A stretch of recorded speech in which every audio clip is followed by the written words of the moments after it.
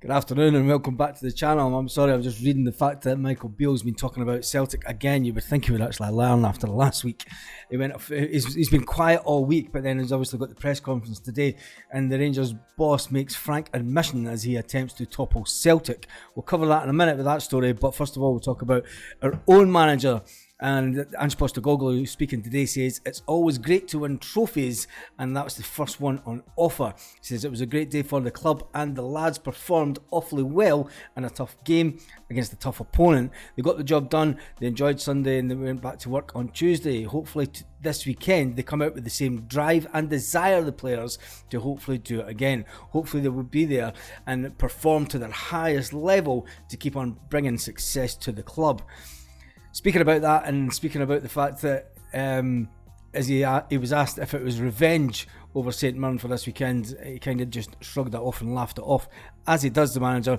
He says they want to win on Sunday. Then Celtic boss insists they're not going for revenge for their 2-0 defeat the last time they were out in Renfrewshire. We've beaten them since then, so what is it with the media? It's just... Anyway, Ange Postecoglou is focused on keeping that 9-point advantage in place. When asked if they had a point to prove, he just laughed. He says it's another tough game, and we haven't treated like every other game we treat as a tough game. We were disappointed on that day. How long ago was that? We're closing in on the league, and the Scottish media are just really... Every season ever since the snake Brendan Rodgers was here, every season since then, we always finish the season stronger in the second half of the season. We always come for Christmas to Easter, we always go really strong, and then we finish strong. Give it a due, there's the odd game after the break that we always lose a game. It just seems to be the way that we do it. But the manager has come out and he said, we want to finish strong. He says, the football has improved immensely this season. The results and performances on a weekly basis have been consistent. We want to finish the season stronger, so it's another good challenge to the players.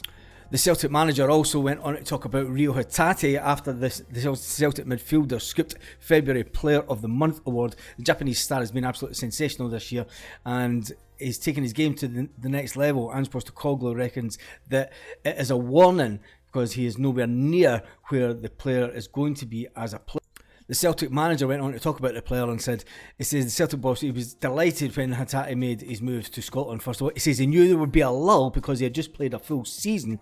And remember, he joined us at the Christmas last year, not the year before, but he joined us at the Christmas. He knew there would be a lull. So he knew that this season would be the season that he would really get to see the real Rio Hatate. With the real Rio Hatate, please stand up, as the saying goes. Yeah? Anyway, the Celtic manager went on and says he's had a good year. When he came here 12 months ago, it's fair to say he made an impact straight away, but we knew there would be an initiation for him to come back after a full Japanese season, where it's he's not had the benefit of a pre-season. He had the benefit of the pre-season this year. He's been stronger, he's been consistent, and over the last month he's went to another level with Celtic. He certainly believes there's another couple of levels in him as a footballer. If there's another couple of levels in Rio Hatate, Scottish football better look out next season, because he's going to reach them. He's making the kind of impact which is great for us. On went the Celtic manager. There's not a lot of details came out about the media conference this afternoon, so there's not too much Celtic news about just now. One bit of news that has come about is the big grumpy Greek. Remember him? He is now eligible to play for Atlanta United, and his visa has been approved, so he can play this weekend. Seems so long ago that he left. Another Celtic player who's been ruled out for the season is Aidan McGeady, who's currently at Hibs. Aidan McGeady's been ruled out until the end of the season. It's a shame for Aidan. Good player.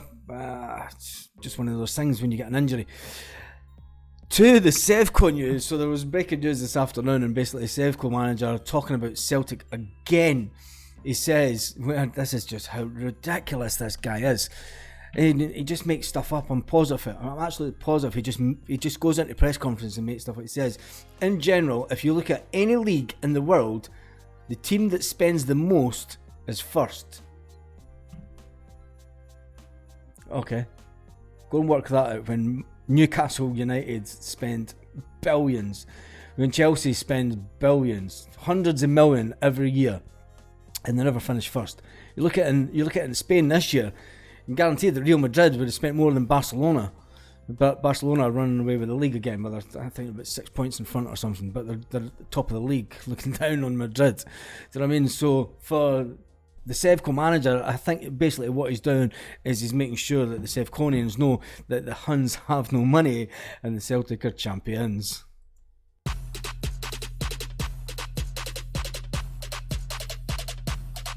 Lit. Roll up to the party, roll up to the